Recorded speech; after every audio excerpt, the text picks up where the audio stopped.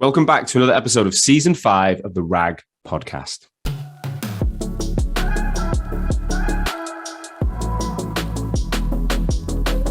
As you guys know by now, this is the #1 podcast across the recruitment sector globally. And we've always been on a mission to help recruitment agencies grow by interviewing founders and telling their stories of success from startup all the way to scale up and exit. Well, this season we're a little bit different. How do you, as a recruitment leader and founder, maintain your family and friendships whilst being the best person at work? How do you stay physically fit mentally and emotionally? And how do you find time for yourself in the madness? How do you find time for self-interest, for hobbies, and self-improvement?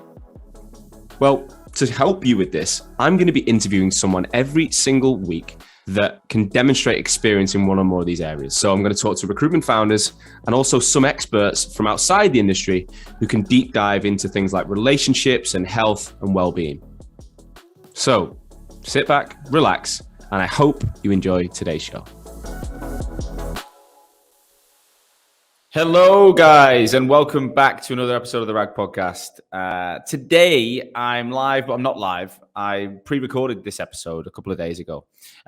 This week's episode is really, really personal to me. I recorded this week's episode with my little brother, Jake Anderson. So Jake is an incredible guy who, and I'm not just saying that because he's my brother, but he's achieved so much at the age of 33. Jake got into recruitment with me in Australia in 2011 and he was an amazing contract biller, was trained a certain way and technology recruitment, did a really good job. He then moved to Sydney and did really well. And then he built his own business in Sydney, recruitment company there called TheDriveGroup. And then in 2016, I believe, he sold his shares in the business after just about a year. Made a lot of money, but decided he was homesick and wanted to come back to the UK. Then, after Hoxo launched and I was doing what I was doing, Jake kind of took a lot of inspiration from what I was up to and launched his own marketing agency dedicated to the fitness industry called One Life Social Media.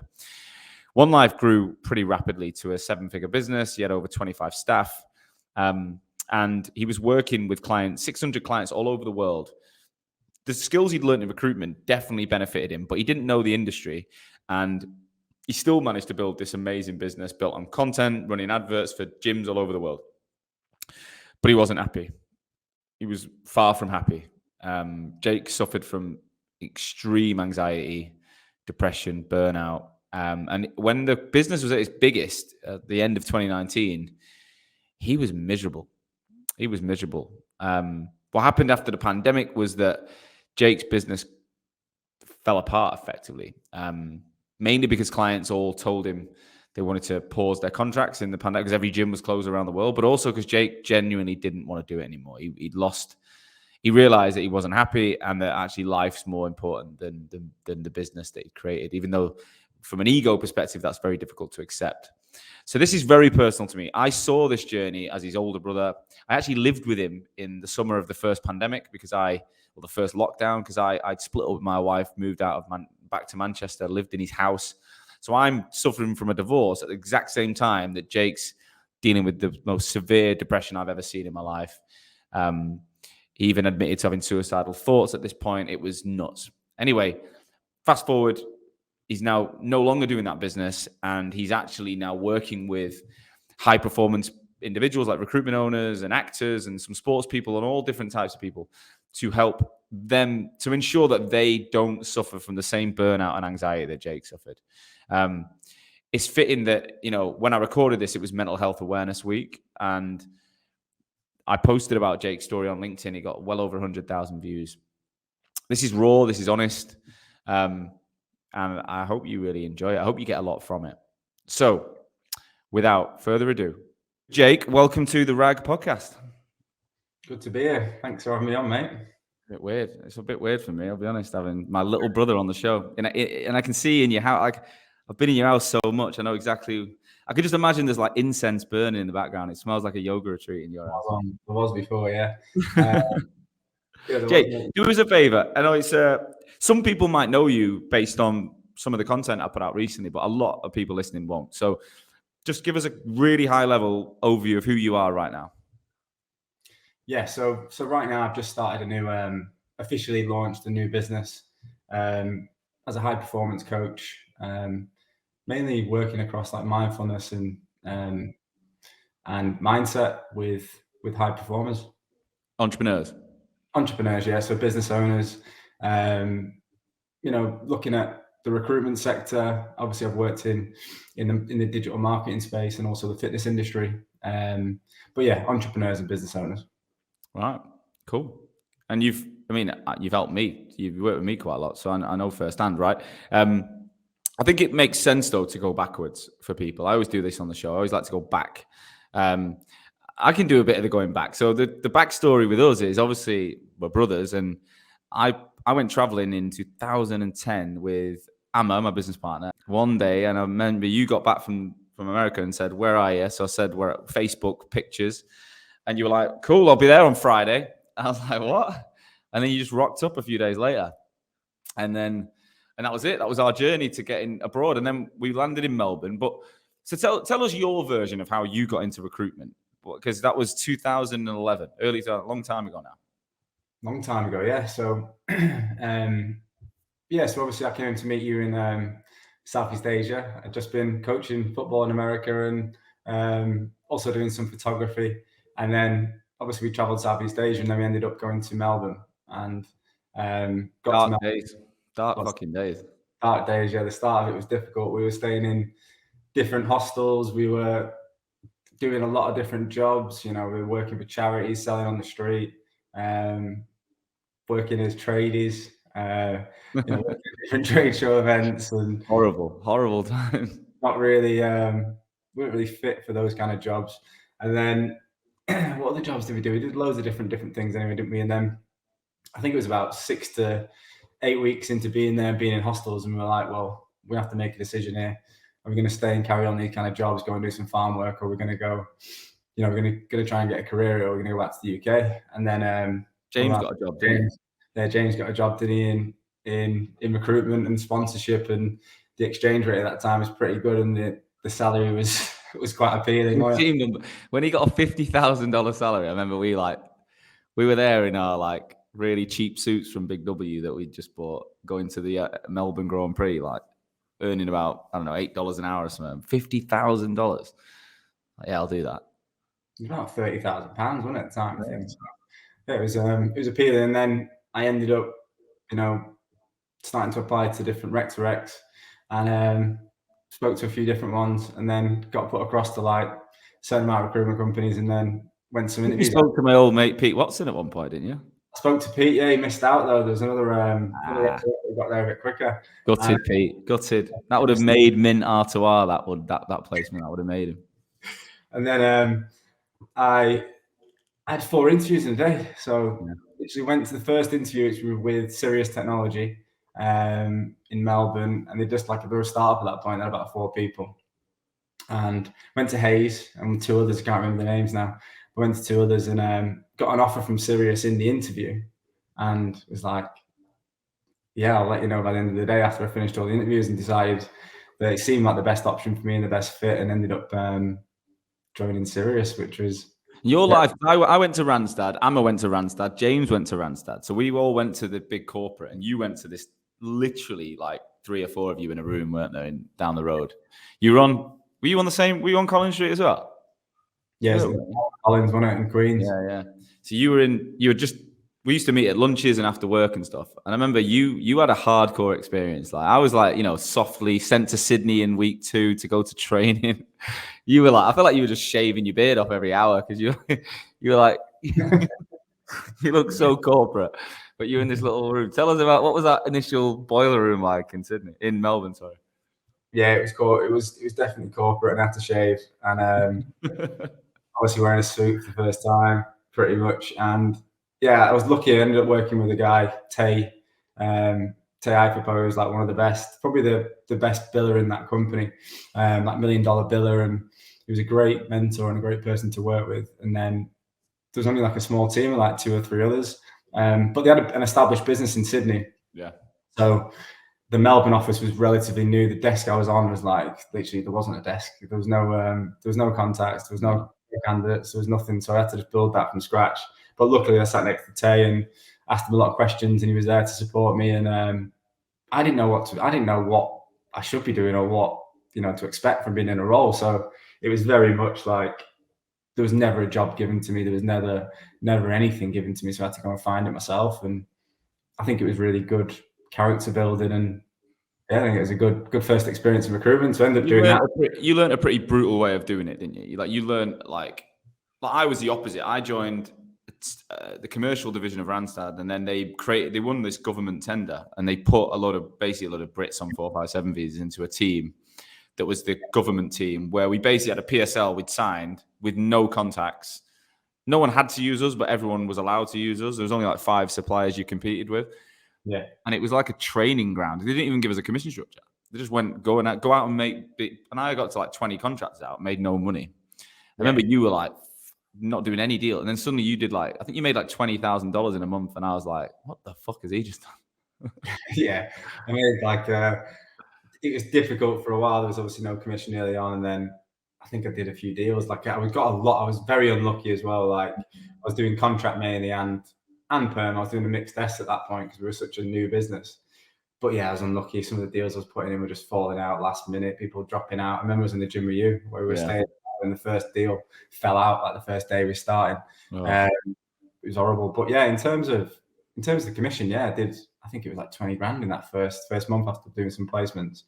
But the way in which we did it was very much like a lead gen focused approach of stripping candidates all day, working with candidates, and then generating leads, and then off the back of it, calling into the right clients at the right time, and then finding the right candidates as quick as we possibly could. So it wasn't. There was no relationship building, was there? It was a bulldozer approach, as opposed to mine was all about networks and coffees and relationships, which actually played into my career in London really well. Because when I joined Venquist, the way they wanted to work was exactly, we had no clients. It was more like yours, but the way we won clients was through coffees and relationships. We did go for obviously aggressive spot business, but within a relationship approach. Tell us, so we did about 18 months, and then I remember I went to London with James and Emma. You went traveling the world at that point, and then you moved to Sydney, didn't you? So you went around the world. You went to India for months and all sorts, and then you ended up back in Sydney working for the Sydney office. Yeah. So you went back to London. We went to Bali, didn't we? And then I traveled Australia, did New Zealand, did India, Asia. Oh no, sorry, Japan, Philippines. And then came back to England, ran out of the commission. It had all been spent on traveling. And then I was staying at Dad's, and then I was deciding on whether to get a job in Manchester or go back to potentially Oz. And then Tay reached out to me just after Christmas. Good time to reach out in England. He reached out to me like, do you want to come back to Oz? And I was like, yeah, I'm up for it. It was going into January. Miserable at home, yeah. Money, I was staying obviously with parents, and I was like, yeah, why not? But if you can get me a job in Sydney, that would be the preference, because I fancy trying out a new place. And then went and joined the Sydney team. And had about 40 people in the office there, and it's a really established business. And I was doing project services like testing, business analysts, project managers, and they didn't really have an established desk in Sydney, but they had the software development team that had a lot of relationships and a lot of business, which I could then at least leverage off to an extent by ringing the same clients. That's where you met James Sullivan, who became your first business partner, right? Yeah, I was lucky with that, with the business there and the people I worked with. Roman Lenio, who was our manager, he was brilliant, from Manchester as well. And then James was working under Roman in the contract team for the developers, and then I was working under project services with Roman and James. So yeah, it was. So I met James, and we ended up. When did you first know you wanted to start a business? Can you remember the moment when you and James started chatting and it was clear you were going to do something? Yeah, I think for me, I would have probably set up even before that. Like if I was in the UK, I think I would have probably set up pretty quick. Within a year, I reckon I would have probably gone and set up my own recruitment company. But because of obviously the visas and the situations and things like that in Oz, then yeah, I think when I first got to Sydney, I didn't speak to James for months. Like I didn't, literally for the first 6 months, we didn't speak. And we sat opposite each other, but we didn't really speak. We were both so focused on obviously trying to build a contract desk and just work. I never got to know him. And then got to know him more and more. I was really close to Roman as well. And yeah, it was great. Got to know them both. Roman ended up leaving, setting up his own business, which was had a big effect on the team. We didn't really have a manager after that, but we still continued to do well. There was only a small contract team anyway. And then did 2 years with Sirius in Sydney, built it up to a certain amount of contractors and on a desk that hadn't really been established in Sydney before. And then I remember just thinking, like, I got the permanent residency and I was pretty impulsive at that time, still am at that. And I was just like, yeah, I'm gonna set up, and spoke to James about it, and he was also, did you approach James then? Yeah, there was conversations obviously before we'd left, but there was no plan in place. And then I wanted to take some time off just to figure out what it was that I wanted to do. So spoke to the director, who was great, who was also somebody that I got on with really well in the business, and just was honest with him and said, you know, at the minute I'm pretty burnt out from it and want to take a break and decide on whether I'm gonna. Did you feel burnt out then, do you think? Yeah, definitely. Yeah. I've done 3 years of hardcore lead gen. I was pretty burnt out.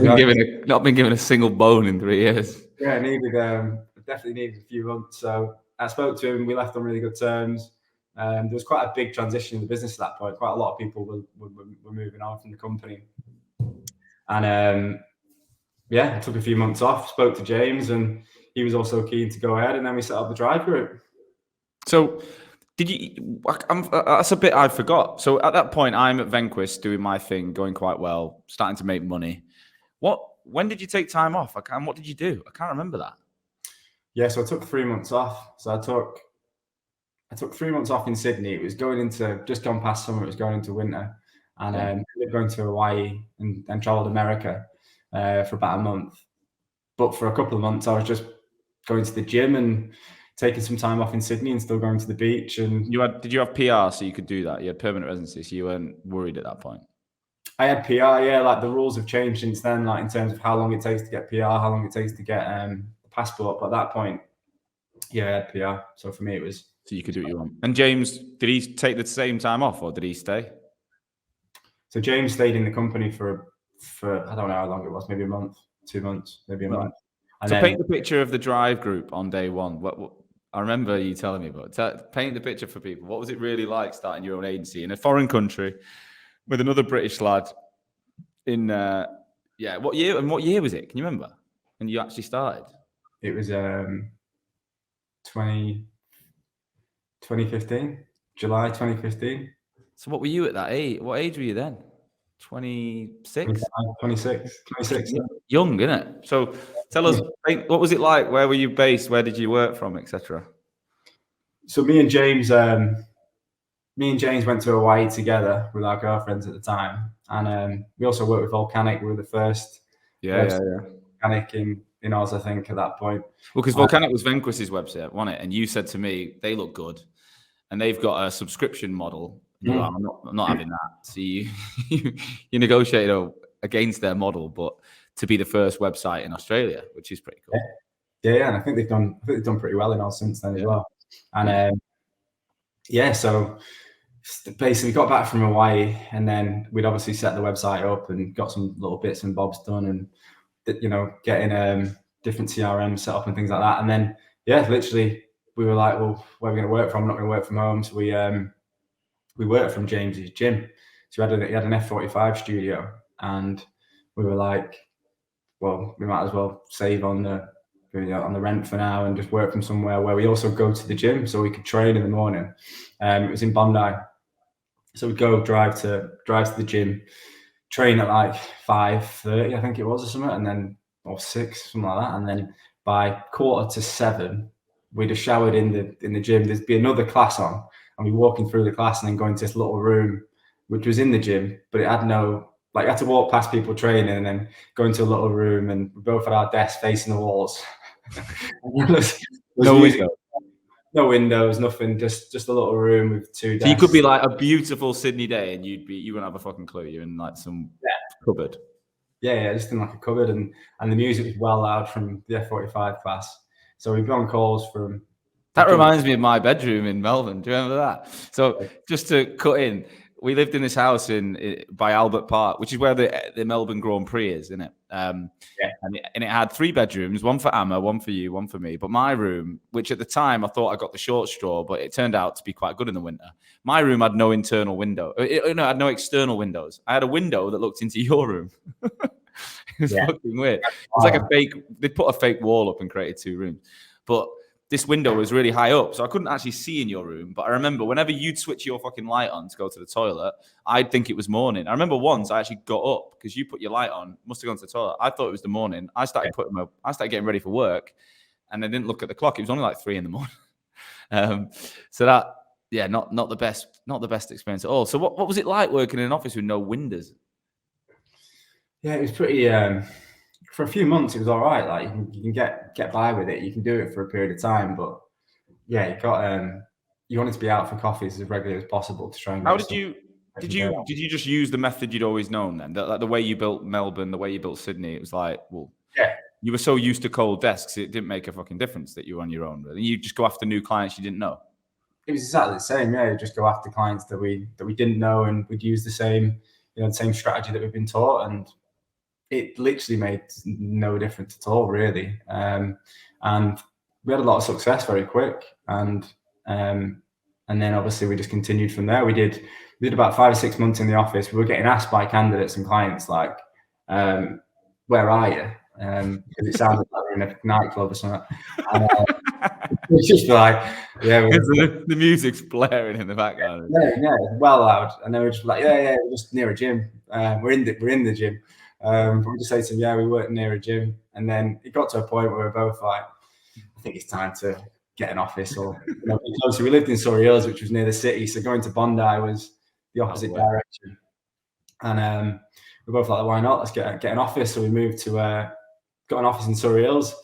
And that was beautiful, wasn't it? Big glass windows. A bit like yours now, like that, very modern and glass windows and then glass all around so you could actually see out. And what was your initial plan for the TheDriveGroup? What did you see? Do you know what you initially thought you'd want to do? I don't think we thought it through that much going into it. I think it was, thinking back now, it was like, to have more freedom to potentially, to make more money, there wasn't really like a full-on strategy. I think we both went into it thinking we're going to just see how this goes, and we both knew that we were good at what we did, and we both knew that we could do it on our own, and we just wanted to test it out. And there wasn't like a full-on strategy going into it. And you didn't have like grand plans of 100 staff like some owners do. No. It was kind of, let's have a go and see how we can go, and then after a year or whatever, we'll review it and see where we go from there. And we divided the roles to an extent, but there wasn't that much to divide. Obviously, some of the finance stuff and admin stuff and things like that. But we didn't go into it with like this, first year we're gonna do this, second year we're gonna hire this many people. And you both build well in year one, right? Both build well in year one. Both build well. I started stronger, and then James was struggling a little bit, and then James came into it, and he is a really good biller, and probably the most consistent biller I've seen. Was it competitive between the two of you? At times it could be, yeah. We would try and make it a little bit competitive, but then like, well, why are we doing that? So I remember speaking to you like, we don't really work Fridays anymore. Like we just sack it off when we've done it. I've had a good week. You'd smash a week and be like, fuck it on a Friday. Friday afternoons we used to just go out and go for food and maybe have some beers. But I think it was also getting to a point where you do need to then put more plans in place and create more of a structure and have more of maybe a direction that you want to go in that aligns with both you. And for me, I think what I wanted from the business was probably different to what James wanted from the business, and that was one of the main reasons for me to because I was. What did you want? I think looking back now, at the time I probably didn't fully know, but I think what I was looking for was a lifestyle from it where I could have a certain amount of contractors out, do some perm deals, and have a nice lifestyle where I work a certain amount of days a week and maybe take Fridays off, maybe take Mondays off, maybe live in different locations, and build it around a lifestyle that I actually want to live. So yeah, I think that's what I did want, but I didn't fully know it at the time. And then I went for a period there where there was a burnout. Do you know what I mean? It was like I'd been in recruitment for 4 years at that point, and that was coming to the end of the first year. And I'd just broken up with a girl that I'd been with in Australia for quite a while, and I was just getting the passport. So there's a lot of things that were happening at once coming into the end of the first year. We'd had a really good year, so it was like now we need to make plans to hire and do all these different things, and I just didn't feel like I wanted to commit to all that growth and hiring all those different people. And I felt like there was something else that I wanted to pursue, but I didn't really know what it was. And I felt you went to India, didn't you, and spent some time with mum, and you had an holiday there, and then you were like, I'll have a break. I remember you saying to me, I'm going to have a break from it. I'll come back and hopefully I'll be refreshed to go again. And I don't think you came back that refreshed, did you? Oh, yeah, I went away. Me and James were having chats at the time as well, just explaining and trying to be as open as possible as I could be at that time in my life, how I could communicate. And I went to India for 2 weeks with mum and Ed, and I won't say it was a refreshing trip. We drank a lot, and I came back from that, and I had a really good time catching up with mum and Ed, and then got back, and it was like within a day, I was back to the mindset I was in before I went. So then I was like, yeah, there's something not right here. And then I carried on, and every day I feel the same. And then I was like, something has to change. I need to. What was going on in your head? What was the narrative? Well, I was going to the gym and I couldn't out train it, which has happened on a number of occasions in the last 10 years, where I'll try and, if my mindset's going in a certain way, or it's feeling busier and busier, or, I'm maybe not motivated to actually continue on that path of the thing that I'm doing, then I would obviously use different techniques to try and change my mindset. But I couldn't change my mindset with that particular business and that role at that minute in time. And it was the same in other recruitment jobs, where I think I got to a point with it where it'd be like, I need a new challenge. And this one was like for that last few months, because I was also going for a breakup, which was confusing. I didn't really know how to deal with it. I didn't really know how to deal with or process my emotions. I didn't know how to process the thoughts. I didn't know whether I was homesick. You drank a lot. You probably pushed yourself into going out a lot as well. I would have gone out pissed and gone out with all my mates in Sydney, and I had a good social life in Sydney. There's a lot of mates I played for 2 football teams, so I knew about 50 lads, English and Scottish and Irish lads, and there was always an opportunity to go out. So I'd do that to obviously try and mask the probably the pain that I was going through at that time. But I didn't know. I didn't work with anybody. I didn't work with a coach. Didn't work with a therapist. Didn't work with anybody. So I don't think any of us knew that was a thing then, though. Like I remember coming to see you in end of 2016. We had Monkey's wedding, and I flew out with my ex and Amma and James, and you were in that transition of coming home. You'd agreed to leave the business, and you clearly weren't happy. You didn't know what you were going to do, but we didn't know. No one was like, oh, you need to go speak to someone here. Like it never went through any of our brains once. So you successfully negotiated to sell your shares to James and part ways.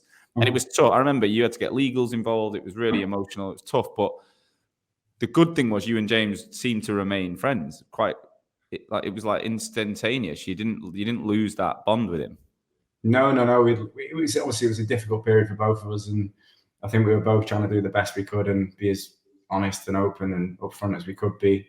But it's always difficult. Those situations are always hard. But yeah, we came out of it on still really good mates, and he's done well. They carried on. The business is going well. The business has done really well. Yeah, he brought in a new partner, and I think they're at like 15, 20 people, and sounds like they're doing really well. So yeah, good on them. So your journey then took you again around the world for a bit. I remember you went to Africa and stuff, and then you landed in London.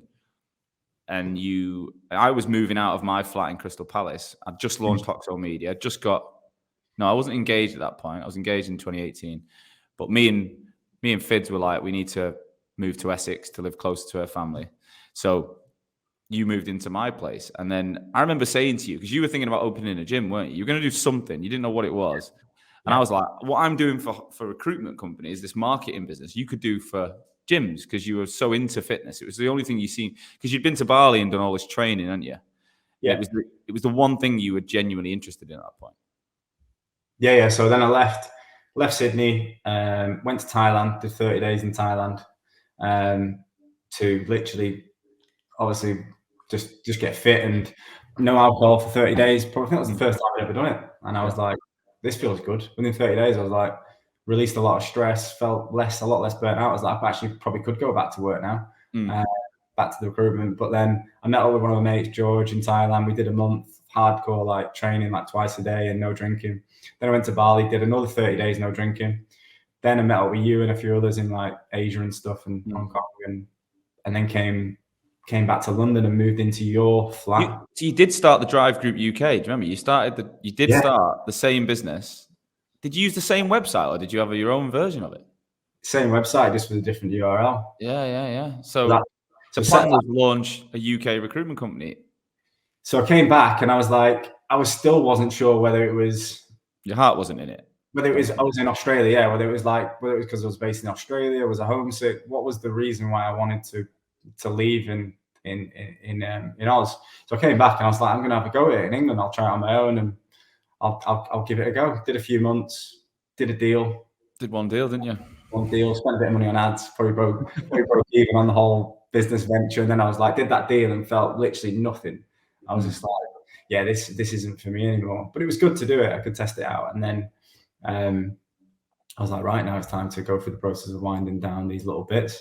And I was like, what is it I'm going to do? Spoke to you and, wrote down like 5 things that I enjoyed doing at that time. I think it was like fitness, helping people. I was interested in social media at that point because it was pretty new. Traveling, and there was something else, can't remember, but it was like 5 things I wrote down that I'd do for free. And then I spoke to you and you were like, I'm doing this. Why don't you look at it potentially for something you're interested in, maybe the fitness industry? I was like, yeah, all right. Because I'd also been in Bali and Thailand training at these amazing gyms and Australia training at all these gyms. And I knew a lot about them, but most people I'd speak to. But F45 didn't even exist really at that point, or in England anyway. It was like a very, very, there might have been one in London or something. It was a really new concept. Now, like Mark Wahlberg's involved and it's like unbelievable business. But yeah, you were privy to like the first scene in Sydney that no one else had seen.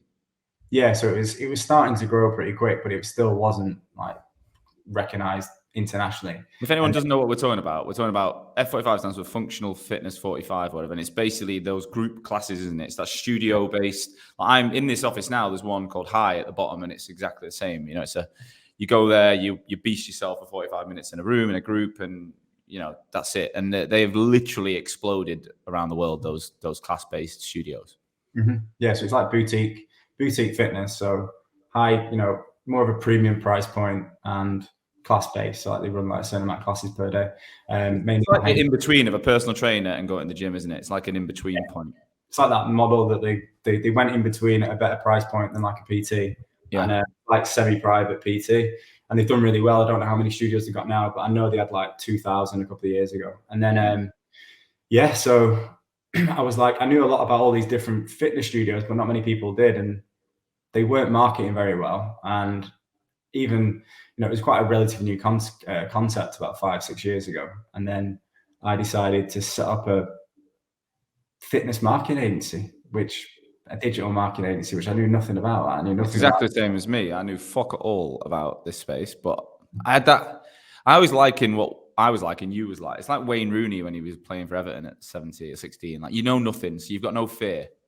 Like, I think going back into recruitment, you knew exactly what was going to happen. When you landed in London, you just knew all the pitfalls, and it was like, I'm not sure I can do this. Like, and I probably had a similar feeling when I was launching Hoxo. I was like, I kind of know what I wouldn't have known exactly, but I knew roughly what was going to happen. Whereas when you've got no idea, I remember you had grand plans from day one. You did have a bigger vision for that business, right? Yeah, I definitely had a bigger vision. And I had no idea what I was going into. And I think if I knew now what I was going into, I don't know if I'd have done it. Because it was a lot. There was so much work involved. So what was what did you sell? What was the concept of the product? The product was basically, in simple terms, was to help a fitness studio. Let's say a studio that's in Sheffield, the one that's below you right now, was to help them basically generate more awareness and generate more leads using Facebook and Instagram ads. So you target people within a certain mile radius, certain age ranges, and then you'd tell them a story about that product and that gym, and then you'd obviously then get them to actually click and give their information, and that would be leads for the studio. Once they get the leads, then there'd be a process of like nurturing the leads, and also training the studio or giving the studio advice based on how they can actually sell more effectively to convert more of the leads.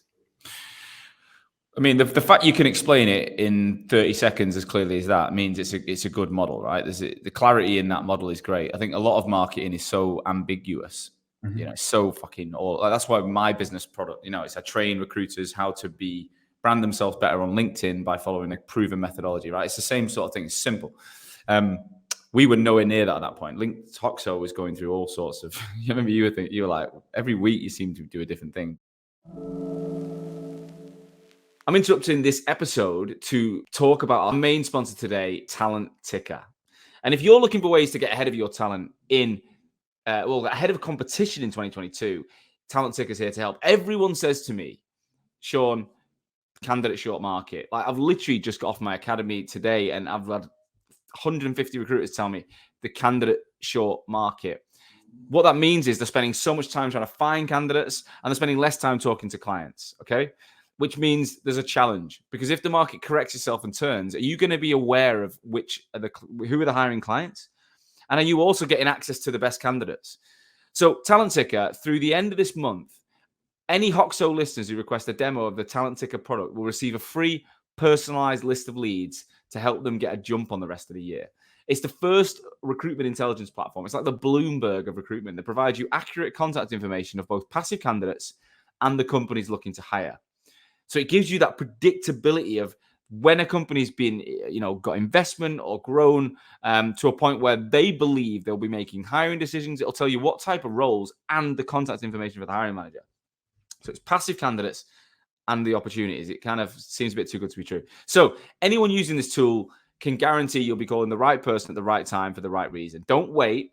Go to Talent Ticker or get.talentticker.ai/Hoxo and get your leads today. I remember you lived in my flat in Crystal Palace for well over a year, but about 6 months you were on your own, and you were working with some freelance support guys, and it wasn't taking off. And then you got in bed with a mate of yours, Steve, and then you two, when you two came together, it seemed to change, right? Yeah. So for the first 6 months was, it was just obviously trying to figure out what the hell the product was, how to pitch it, how to sell it, running around London, going to meet as many different studios. You were doing they were giving you tree trainings. You were constantly in gyms just recording it on video. That's all it seemed to be. Yeah. So I was meeting loads of different people, traveling around London, building up, knowledge, learning how to actually sell the product. Because the first 6 months I was going out selling it. I didn't know what I was selling. I didn't know anything about Facebook or Facebook ads. So I'd go and sell something that I didn't know what it actually was. So yeah, it was difficult. So I had to go through that process to then figure out how to actually sell the product. Then we had a certain amount of clients. Then I got a few. Obviously, I had a freelancer involved first that didn't work out. wasn't very helpful. And then got Steve involved, and things started to actually have some traction. And then started working with different advisors that were helpful as well. Then hired a couple more. No, I didn't hire straight away. Then we had hired maybe one or two other people, other freelancers, to support marketing. And then we started running ads. And when we started running ads, Facebook ads, that was when there was a lot of traction. So we went around to loads of different gyms that we were working with at the time, filmed obviously catching up with the gyms and the results that they were getting, then used that video on Facebook ads, and literally just blew up in terms of the amount of leads we were getting in from different studios, not just in the UK, but in different countries as well. You went from a very, very organic way of generating business, like actually going to gyms, meeting them, doing a training session, selling your services, to doing what you were selling, running paid ads on LinkedIn, on Facebook, Instagram, and then you were getting leads and closing clients. I remember you went from having 5 gyms in London to about 25, and you had Singapore, Dubai, Australia, America. And I was like, what is going on? It literally exploded overnight. Yeah. And then the way it exploded as well was we went to an event. We got invited from putting out content on social. Got invited to go to an event in Stamford Bridge and speak in front of like, I don't know, maybe 80 people, but about 25 different franchise gyms. And we ended up signing about 80% after the event within like a week. And that really took us up to a high number. Some of them had multiple studios that you got to work with, all of them. And blah, blah, blah. Yeah. And then off the back of that, then we could obviously go and hired a few more people. And then we started working in America and Canada and Australia and the Middle East and Asia and all different places. And then ended up moving out of your flat in the at the end of the first year. And I think we had about 25 clients at that point. We'd obviously signed them all, but we had about 25 at that minute in time. And then we went to Asia and we were going for a month because we were both like been a busy first year. Steve had moved him into my flat for a period of time just so we could get to know each other more. And then it was like, right, let's go to Thailand for a month because I knew it'd be a good place to go to. As you do. That's not many businesses go after a year. Let's go to Thailand for a month as a team. Like that just doesn't happen, by the way. But anyway. Yeah, so I was like, let's go Thailand. Took Steve, took Connor, who was a guy that I'd met in Africa, who was a young lad who was a videographer. Canadian videographer in Africa, mental, but yeah. Yeah, so he's only a young lad. He came and met us in Thailand. Did a month in Thailand, and we doubled the business in the first month in Thailand. And why? The main factors were we'd hired a salesperson in the UK to work with me. Then we'd hired a few more marketers to work with Steve's team. And then we were still running the ads. And because we were based in Thailand, we could then service Australia and Asia. So we just opened up those two markets as well as the UK and Europe. So they were the main factors. And then it was like, right, there's traction. We're not going home either. We're staying in Asia. So missed the return flights. And we ended up staying in Thailand and basically moving between Thailand, Bali, Singapore, Malaysia, and getting to know that Asian market, and starting to obviously sign more clients in Australia. And because we were on the time zone of Asia, we could sell to Australia, we could sell to Asia, and we'd be awake before the UK team would be up, and then we'd be ready to go in the UK team get up. It was like 3 o'clock, 4 o'clock in the afternoon where we were, and we'd work through till about midnight. And then you'd have some US calls at that point, wouldn't you? And then it'd be UK, and then US would be very late on. I remember having like certain calls with F45 HQ at like midnight in Thailand, which was after like a day of 12 hours or longer. And there was the hours we were doing. It was basically, we initially started working like early afternoon till 10 o'clock at night or whatever. But as you get busy, you just start doing more work. So it ended up going from like 1 p.m. start or whatever to like 12 p.m. and then it'd go down to like literally working Asia hours because of Australia to start at 9 and then work all the way through as long as we could until we could carry on with the UK hours and then stop working. And then what were you doing though? Like you say working, what were you actually doing? Were you just selling, or what other roles were you doing at that point? The main roles I was doing was selling into mainly Australia and Asia because of the time zones and some of the UK.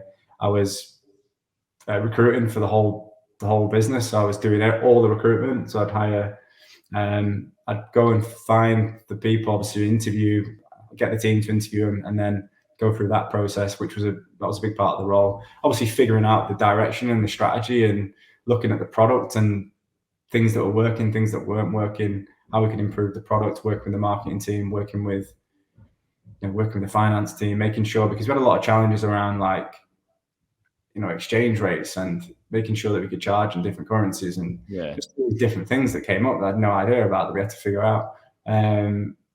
The legal side, making sure we had all the right kind of agreements in place and everything was correct. That was a big part of my role. Ended up hiring a PA who came in to work with me that was really helpful, and she was great. What other parts of the role? I was doing a lot of content and, trying to build the brand. I was going on podcasts and I was doing my best to try and get the name out there across the world pretty much. It did feel like, from watching you, like we were doing all right over here, but it felt like you the business exploded? Like, you know, because the video content you're producing, you're all on like boats, jumping off boats, you were flying around the world, you were speaking at events in Dubai and all these different things. And it did seem like you were really happy. I mean, I remember coming out to see you at the Christmas, and I mean, again, there was a lot of alcohol involved. But the setup was pretty cool. You were in these, like, you lived in these ridiculous villas. You were like Pablo Escobar at one point on a mountain in Phuket. But you had all these people out there. You had people in Asia, people in Europe. It genuinely felt like, you were clearly working at a point that was not necessarily sustainable, but you did seem quite happy with it at that point. Yeah, I wouldn't. on reflection, it wasn't very sustainable. But at the time, obviously, when you're in the middle of it and there's a lot going on and it's exciting, you're like, let's just carry on. And you know, I had a lot of different advisors I was working with as well. And when did things change then? When did it start? Because it obviously things didn't go to plan after on the return to the UK. So what happened? Tell us about what changed. Yeah, so there was, just to answer that as well, there was a lot of excitement, and yeah, there was periods where I was definitely happy, but I was working ridiculous hours, and the busier I got, the more of the things that were actually making me feel good, I just let go. So I'd let the training go because I had problems with my back. So I can't train, like I'm struggling to train, so I'll just focus on work more. I stopped catching up with friends and people because I was like, I'm just going to carry on working. So I let a lot of the things go that were probably, I had a bit of a balance for a period of time in Asia, but then as it got busier, the balance slipped, which I think was a big part of it. Then we went from 25 in that first year, like I said, to 100 at the end of the second year. And at that point, I'm trying to think of the dates. At that point, then I was moving back to the UK. So then I moved back to the UK and started doing Europe and America. Why did you move? Because you moved back to Manchester. Why did you do that? Moved back to Manchester because we were at a point where we wanted to continue to grow the sales function, and we wanted to build out the sales team to generate, obviously, to make it more of a recognized global business. We wanted to build the sales function, and we'd already built out the marketing function to a level that we needed more sales to actually capitalize, to be able to deliver on it and have more, have more clients. So the reason to come up to Manchester was to base myself in one place again, because in Asia there wasn't a recognized setup business that we had. I looked into that, but it was a big process to set it up, and it didn't feel like the right decision at that point. So then it was like, right, let's go back to Manchester and set up a small office in Manchester. And then for a few months before I set the office up, I was traveling a lot. I was living in hotels. I was in America. I was in Europe for different meetings with clients. And I started to feel, when I got back from Asia, which was like April or something, I started to feel tired. I was like, yeah, I'm feeling burnt out. And I was like, I need some time off. But because the business was going at such a pace and I wasn't working with anybody on my own personal life, then I just continued with the business. I was like, I'm just going to carry on going. And then it literally, after that summer, we ended up getting the office in Manchester in the September. And then, we had went from, I don't know how many people, a certain amount of people to a much higher number of people, maybe like 25 people. And I'd gone from running a remote business, living on the beach in Thailand, wearing no shoes, to coming back to Manchester, buying a place. Winter's kicking in. My mum and Ed moved in with me because obviously they just sold a place, so they moved in as well with me. Yeah. And I was commuting in for about an hour to get into the city, into an office, which I'd not worked in an office for years. And I was knackered and I needed some time off at that point. And it all kind of hit me at once. It was like the business was taking care of itself in a lot of ways.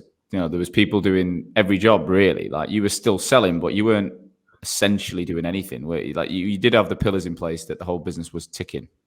Yeah. But that didn't seem to find fulfillment or happiness at that point, which is what people would expect. You get to a point in your business, everyone's running. Now it's time to enjoy it. And, you didn't feel those emotions. No, I didn't feel that way at all. No, because my mindset at that point was to continue to grow the business, because of we put in strategies of exit plans and to make sure that we can carry on scaling it and to sell it. So I felt I felt like this responsibility and pressure to continue for it to grow aggressively every month. And I was at a point where I needed to stop for a little bit and have a little bit of a rest and make sure that I could recover to then go through that next period. Sounds very similar to what you went through in Australia, really. Very similar. Different scale, different business, but similar emotion. Very similar. And the big challenge, there was obviously challenges internally, there was challenges with people, there was challenges with clients. There was the biggest challenge we had as a business was to make sure that we could get enough leads coming in and we could sign enough clients. So it wasn't as simple as, you've got your teams in place and you can kind of let it run. It was a very much a business of high churn rates and constantly on the sales. Like, you have to sign a certain amount every month or more to make sure that we continue to grow. And we kind of hit a plateau of growth where we'd got to about 150 clients and our churn rate was meaning that we were losing as many clients as we were signing. So it kind of hit that point. Right. So what did you do next? It was the new year of 2019, wasn't it? Yeah, it was. New year of 2020, was it? Because it was the year of the pandemic when things changed for you, wasn't it? I remember Christmas of 2019. I was with you. I was going through my own shit in my marriage. You stopped drinking on New Year's Eve. Where did that decision come from? So you still got the business. You were fucking miserable from my perspective. You were not happy at all. And then out of nowhere, you went not drinking. So you had a pint on Christmas. You had one on New Year's Eve, and then you went, I'm going to give it a break. Where did that come from? Yeah, that year, 2019, I'd not drank that much anyway. Like, I'd slowed it right down because I knew that if I carried on, if I kept drinking, I never drank. Like, I never had a problem with drinking, but I would, if I drank, I'd drink. Like, I'd get pissed. And I was like, I can't afford to. Like, the way my mindset feels, where my mind feels, I was going through, at the time, I didn't fully know it because it's confusing, but I was going through depression. I was going through, like, overwhelming amounts of anxiety. I was struggling. And the alcohol wasn't going to help. So I was like, that's one thing I need to stop doing because I need to protect myself from that. And you started smoking, which you didn't ever do. Smoking for the first, which I never, obviously in the past I might have smoked a bit when I drank, but I'd started smoking because I'd worked with people, Steve and a couple of other lads smoked. So I was around. In Asia, you got into it. Asia, and it's obviously £1 a packet in Asia. So it was appealing. And once you get into that, like once you start smoking, to come off smoking or come off nicotine in the midst of the busyness, I was like, I can't do that because my mind, I know the withdrawal of alcohol, like, which again, you weren't addicted, but it's still, you have a lot of triggers to go and have a drink, don't you? You have a lot of moments. Football's on, let's have a beer. Lads meet up, let's have a beer. There's loads of moments where it triggers you. To give up that and nicotine, I think would have been too much at once. Yeah, so I stopped smoking, but when I got back from Asia, I started vaping. So I got on the vape for a period of time and got off cigarettes because I was like, I don't want to be smoking. And then drinking, I'd slowed it down in 2019. And I knew that my health and my mental health, like my emotional health, was not good. So I was like, I need to stop drinking. And I had a pint, I think, with you. I was struggling that Christmas in terms of I just wasn't present at all. I was just constantly thinking about the business and how I can grow it and what I need to do, and completely in my own head without anyone to really work with on it. And then stopped drinking at the end of New Year, and then came into the January in that. And from the January to the March, it was really difficult again. Like I'd set some things in place for the business and we were achieving most of the things that we put in place, but I just wasn't enjoying it. Like I wasn't happy. I was struggling with my own health. I just felt good job you didn't drink that year, I think, because imagine you'd have been drinking through that, because then the pandemic hit. Yeah. What happened there? Well, I felt before the pandemic, there was plans in place for that 3 months. There was certain things that I was trying to achieve in the business before the pandemic that was to get myself into a position where I could actually take a bit of a break and to actually think outside of the business. But then the pandemic hit and it was ridiculous. The business, because you had like every client pretty much message you within like a day, didn't you, or something? Yeah, it was in a few days. I remember I went to a meeting the week before it, and I went to a meeting. We'd grown as well. We'd overhired because of we were trying to make sure we were leveraging and making sure we were ready to grow if we kept signing more clients. So the amount of revenue we had way too many people.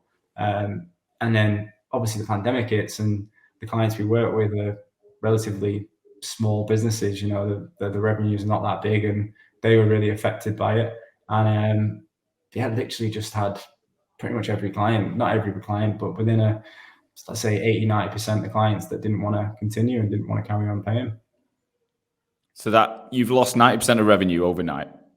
Yeah. You're already mentally going through turmoil. You don't even like your business at this point. You're living. Was Mum still living with you? Or she moved? She'd moved out then, hadn't she? Oh no, she was still there in the pandemic. Yeah, Mum was still there in the pandemic. Yeah. So you basically, you've got your parents who are struggling with their life, who haven't got a house to live in, got nothing to do at that point, thinking about where they go with their life. You've got your business. What did you do next? I remember I spoke to you loads at that period, but what did you do at that point? At that point, there was an inner voice saying to me, like, this is you need a break. Like, you need to take some time off. Otherwise you're gonna end up in a bad way. Like, I didn't really know where it would go to next, but I just knew, like, an intuition feeling that something was not going to be good if I continued on the path I was on. So I was like, things need to change, and I had to go through a process with all the clients, which meant we lost a lot of clients, and then I had to go through a process with the team, and let a lot of the team go, which was really difficult. Yeah, it was horrible, and it's not just it's horrible doing it, and it's horrible going through that process, but then it's the processing it after it and going through the different emotions and the feelings that you go through after it as well. It's not just in that moment. Obviously that goes on for a long time. And then the business quite rapidly closed. Like, it shrunk. So you went from 20 odd staff to 100 and odd clients to, like, I think you went down to a really core team pretty quick, didn't you? There's only like 5-6 of you after a month or so.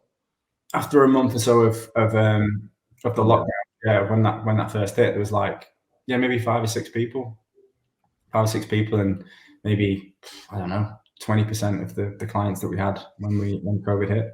And then I split up with my wife at the time, which was a fucking disaster. And then as Mum moved out, I moved in, which in a way was good and probably not so good because you didn't have any time on your own, really. I remember coming in. My memory was getting into that house. Not really. I knew you were struggling. We'd spoken on the phone, but I hadn't seen it, and it was clear when I got there that you weren't in a good place.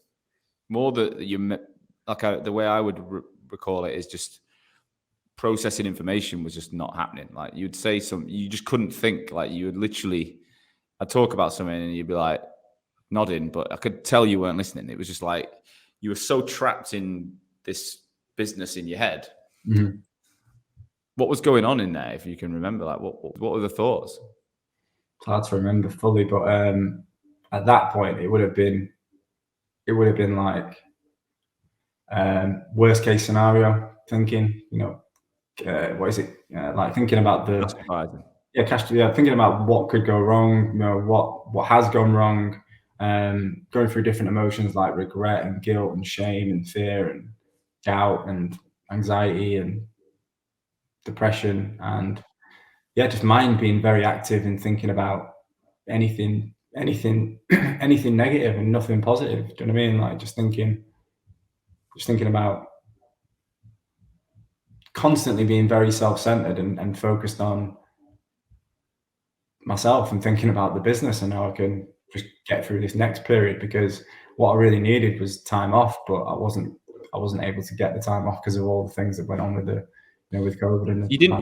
And you weren't happy in the business, but I guess there's a bit of an ego attached to building a business, right? You'd been on this sale trajectory of growth, and then suddenly it's going the other way, and you weren't even happy when it was going that way. So it's not like, and that's what I kept saying to you, Jake, if you were literally like in love with the business 6 months before, I'd be like, what have you got to do to save it? But you weren't even happy when it was going well. So maybe this is for the best. And what did you decide to do then after that? Because the next 6 months was when it all just really slowed down. Yeah. So so when you came to stay was a big moment. I had some other challenges with things in the business at that point, which you remember as well, I think. And the team got smaller, and it was like a breaking point to an extent. It was like things need to change here. And I remember just breaking down in that August and just being like, I need to go and speak to someone, and spoke to a therapist. Did 3 months with the therapist, which was from that August to November, and that was really good. Like I'd never spoken about emotions, and never spoken to anyone about thoughts, never spoken to anyone about body sensations, and never spoken to anyone about feelings. Really, do you know what I mean? Like little bits and bobs, of course, but never, looking at it with somebody and then getting some techniques off the back of it. And I was starting to feel a little bit better. And at this point, I was like, I still wasn't completely sure what I was going to do with the business, because I was like, I don't want to rush into a decision and just wind down the business. But I'm not happy, and I don't feel fulfilled, and I don't feel like this is the path that I should be on. Like, for everything that I've done to get to this point, and I feel like this, then surely it isn't the path to fulfillment and happiness for me. So then I was like, right, I got to like 3 months working with this guy. And then I remember you and Anna were working with Aria. And at that point, like, you just started working. I was like, yeah, I'm going to speak to him. And started speaking to Aria, started working with Aria, and then cancelled, obviously, working with the other therapist, and just started working with Aria. And I feel like that's when things really started to change. And I was able to just understand myself more and be able to understand what direction I actually want to go in. And I feel like I probably wasn't going in the right direction even before I started that business. Like, probably was never the right thing to set up, but I'd not sat and thought about it enough and had somebody to work with to get clarity on the direction that I actually wanted to go in. I just kept coming back to like the question of what would make me happy. Like, it's quite a cliche question, isn't it? But it's like, what would make me happy? Like, I got into this business to be happy, and I'm not happy. So what going forward would make me happy? And working with Ari was really good, and still work with him now. And it's been really useful for understanding myself, my emotions, how to process emotion, how to start to focus on relaxation and releasing emotion, because going through that kind of process is traumatic. There was trauma attached to it, so I've had to go through a process of understanding the emotion, understanding my thoughts, and then releasing that emotion, and going through a process of trying to release that trauma and the energy that's coming up. Because if you don't release the energy within your body, then you'll keep having the thoughts will keep coming. So I have to go through a process of observing and noticing the thoughts, not judging anything that's coming up, but just observing it, noticing it, paying attention to it, and then putting my attention in other places, like putting my attention on my breath, or putting my attention onto my body, connecting to my body, and then starting to release emotion, which for a long time I had no idea what I was doing. I was like, let go. Like, what does let go mean? Yeah. But through practice, through reading, I've read a lot. And you've literally gone for it. So in the last 12 months, since you officially pretty much closed the business down, 2021 was a real different year for you, wasn't it? It's like you spent a lot of time on your own. You spent a lot of time meditating and learning. You've read how many books? I don't know. You've been working with different people. You've been on a billion courses. Like, you've done so many things in the last year. Yeah. So since 2020, when I started working with Aria, then it was like, get clarity on the direction for the business. Got clarity on the business probably by, the April 2021, somewhere around that. I ended up winding it down slowly for a few months after that. Then and having to wind down the team. And then since COVID, I've been reading. I've probably read about 100 books. Focused mainly on mindfulness and Buddhism and Stoicism and psychology and happiness and understanding emotions more, like books on letting go and acceptance. And I've been working, I've had a PT, I've had a calisthenics coach that I hired because I wanted to obviously get in better shape and start feeling better physically. Obviously work with therapists and coaches for more of the mental side. Changed my diet up completely. Went to pretty much like a pescatarian diet, but mainly vegetarian. But then eating some fish and a little bit of meat if I go out.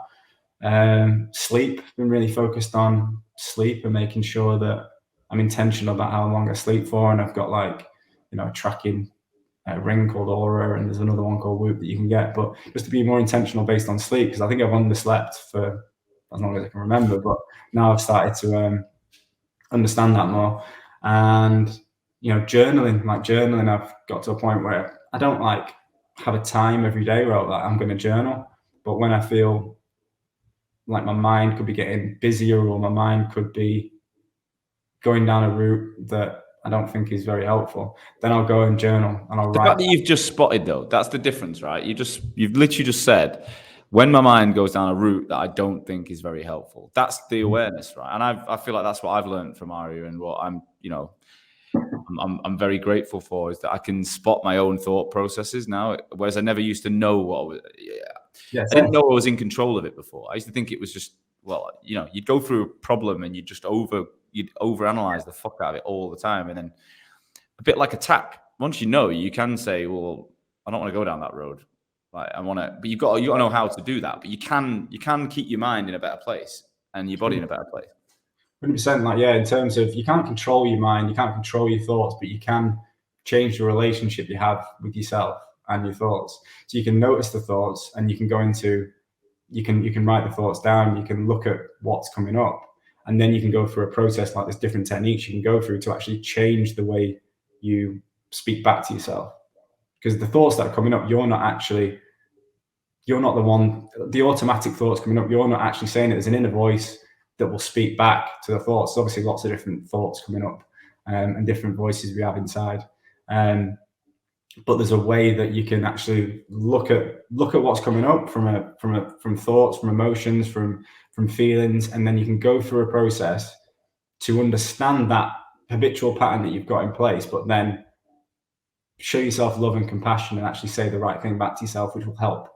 Because a lot of it comes from limited beliefs that we have in place. It could be, I'm not good enough, I'm not worthy, there's something wrong with me,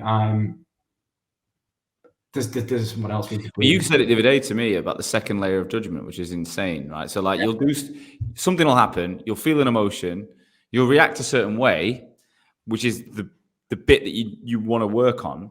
But it's not even that's the worst bit. It's the way you judge yourself in your mind after. It's what you tell yourself about you. Like, I'm a bad person, I shouldn't have done that. Like, it's like going out and having a drink or something. Like, half the battle is not the drinking, it's the judgment after the drinking, that some people, like, I think you couldn't handle that, and that's why you don't drink anymore, because you used to judge yourself. I have a bit of that. I'm not so bad. I think if I drink too much, I get really bad with it. But if I have the odd drink once or twice a month, I'm fine. If I drink 3 times a week, I start to feel that judgment is insane. But it's being aware of that. Not many people just don't seem to be aware of these things. Yeah, and in the past, when I was in that busy period and I wasn't ever sitting still, I wasn't ever practicing stillness or practicing meditation, then it's difficult to be aware of it, because it's the thoughts are coming up, but then when you go, what was I thinking then? It's gone. It's like, well, I don't know what that was. Whereas if you can sit in stillness, or you can start to meditate, or you can journal, or whatever works for you, then you can start to get a better idea and understanding of your own mind and the nature of it. And then obviously there's tools and techniques to change those patterns over time, but it's very difficult and it takes a lot of work and commitment. But I don't think there's anything more important, like, to actually develop awareness and to understand what thoughts are coming up, to understand your emotions, to understand your body sensations, to understand your feelings in your body. I don't think there's anything more important, because once you start to understand it and there's more awareness, then you can change your relationship with it, and you're not judging yourself as a result of it. You can be less identified with it. This level of conversation now is probably, there'll be people listening that will probably now get a bit uncomfortable. That are a bit like, whoa, like, 1 minute I'm listening to this guy's entrepreneurial story, and the next now we're talking about emotion and feelings and thoughts. And especially as men, we're not taught to talk about this shit. No one ever gives you that. It's Mental Health Awareness Week as we record this, and there's no, going back to when we were kids, there was no mental health awareness. It didn't exist. And so you're starting at 30 with with what the fuck is this about? Like, it's mad.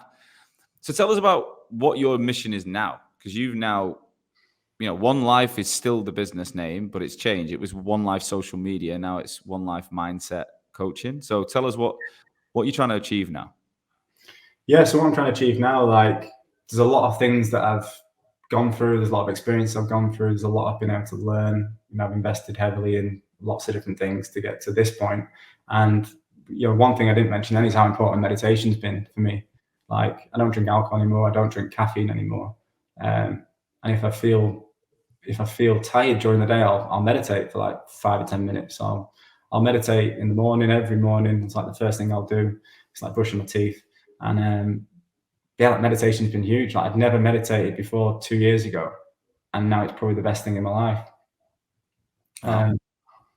So that's been huge for me, because then you can actually observe what's going on, and you can get to a point where there's less judgment towards yourself, and you can start to heal as a result of it. You can start to understand and just observe without judgment and paying more attention. But one of the main things with meditation is that you can actually pay attention more. So you can pay attention, you can focus more, you be more productive, you can listen more, you can be more present.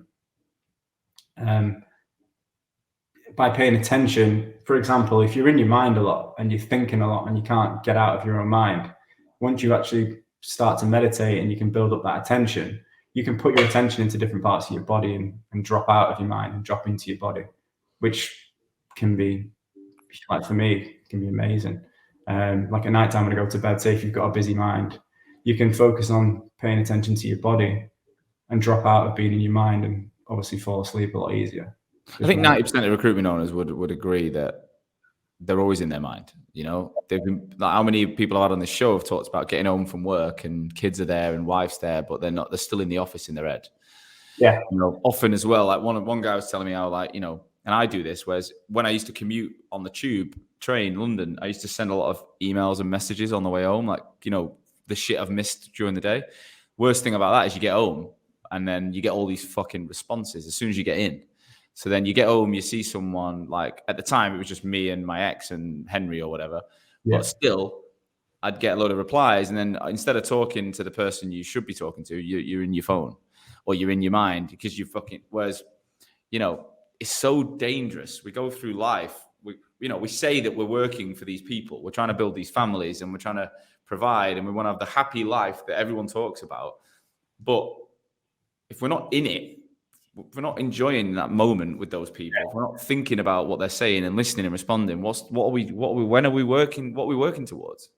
Yeah. What's the point? Like, do you think one day, like that Jordan Peterson comment on the podcast where he's like, what are you, one day you're going to be like, you're going to sell your business and you're going to lie on your back and just drink milk like a baby, like, because you got fuck all to do.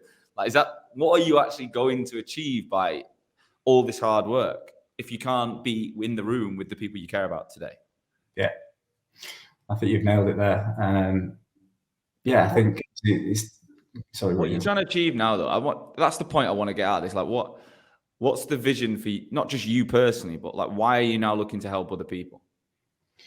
Because I've been in that place, and I think it's important. Like, I want to train and work with high performers, whether it's business owners, whether it's, recruitment consultants, whether it's, entrepreneurs, whatever it is. But I want to work with them and help them balance the mindset and reduce stress levels and prevent burnout. But it could be, there could be problems such as being in better shape, eating the right diet, could be feeling lonely, drinking alcohol. It could be drinking alcohol. It could be, different fears and insecurities and anxieties. It could be relationship issues. It could be just trying to be more present. It could be that you want to try meditation out and have some accountability, because a lot of meditation apps are brilliant, but the stats show that people drop off after about 3 weeks of using an app due to a lack of accountability.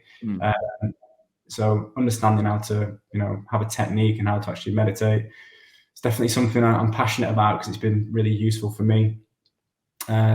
It could be something, it could be to do with time management and managing time in a better way. It could be to understand or get clarity based on the direction you want to go in and what would actually make you happy and how you actually want to live, not based on external factors, but based on what's coming from you inwardly. You know, what direction do you want to go in? How often do you think people are going in a direction that isn't aligned to who they actually are?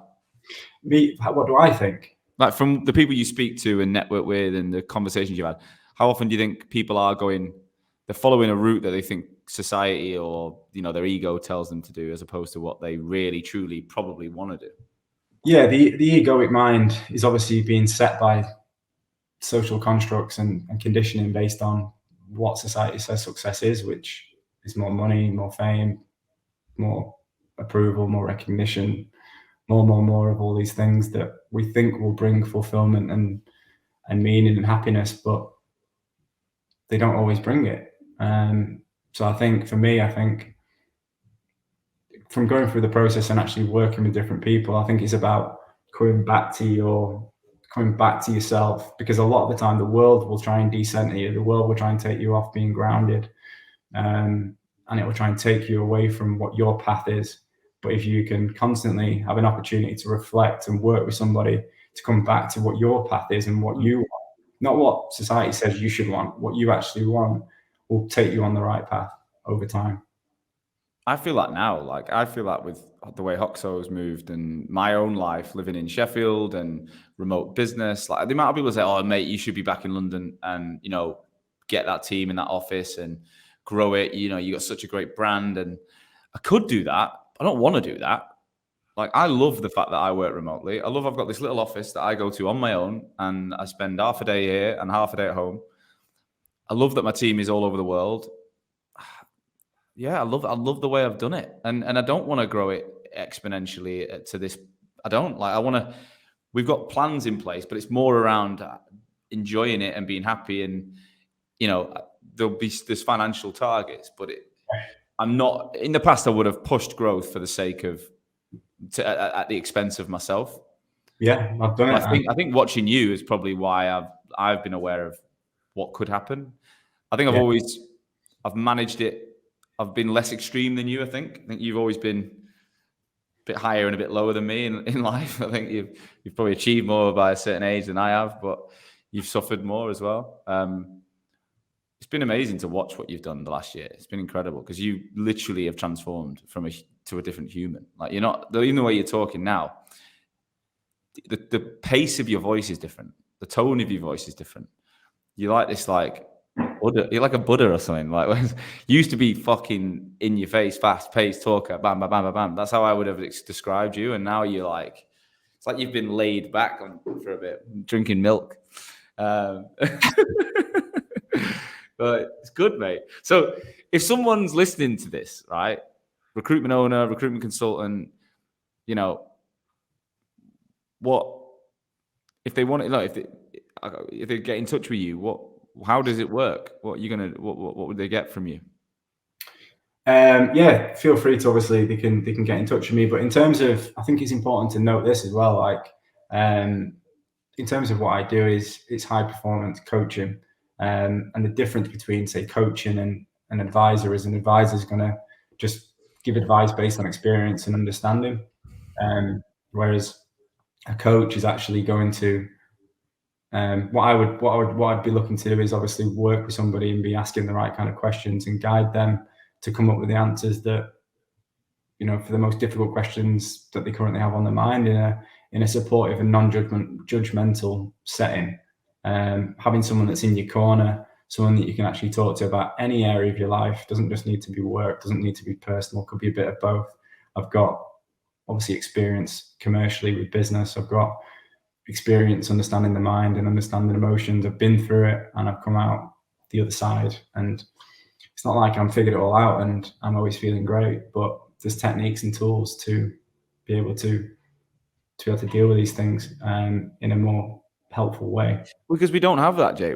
Most people don't have an opportunity to talk for an hour a week, 90 minutes a week, whatever, to someone about themselves. Like, genuinely, the thing I've got from my time with Aria and even with you now is I can speak about myself and not, sounds a bit selfish, but I don't have to think about what your life, like most conversations, if I'm just talking about me, after a bit, it's a bit of a weird convo, and it's like, well, when are you going to talk? Like, you know what I mean? It's like going on a date and just talking about yourself for an hour. Like, sweet, fuck off, never dating you again.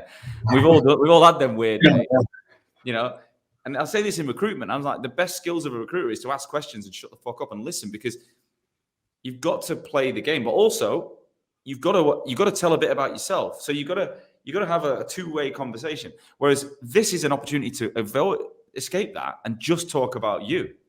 And judgmental, another thing. I don't think I could have opened up to you a year ago like I do now, because I would have felt like you were judging me because you're my brother. Mum, love her to pieces, but I know she'll judge the situation. She'll always act with my interest at heart. You know, I laugh about Nana growing up, our Irish Nana. I'd mention anything about anyone and she'd be like, the bitch. Like, I wouldn't even have to say their name, and she always hated them. She's like, if anyone had ever caused me an issue, the bitch or the bastard. And she was like, you know, fight for my family kind of attitude. And your friends and family will often reinforce what you're saying or thinking. They'll just tell you what you want to hear. They want to make you feel good.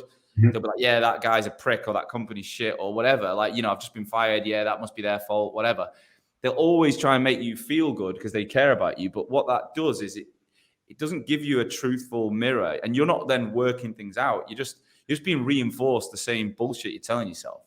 Whereas when you've got someone who's trained to listen, you could say anything and they're not going to judge you, but they are going to question you, and they're going to ask you, they're going to probe, and they're not always going to. I've had situations with my, you know, soon to be stepkids that, you know, I could have told myself I've done the right thing, but the truth is I didn't.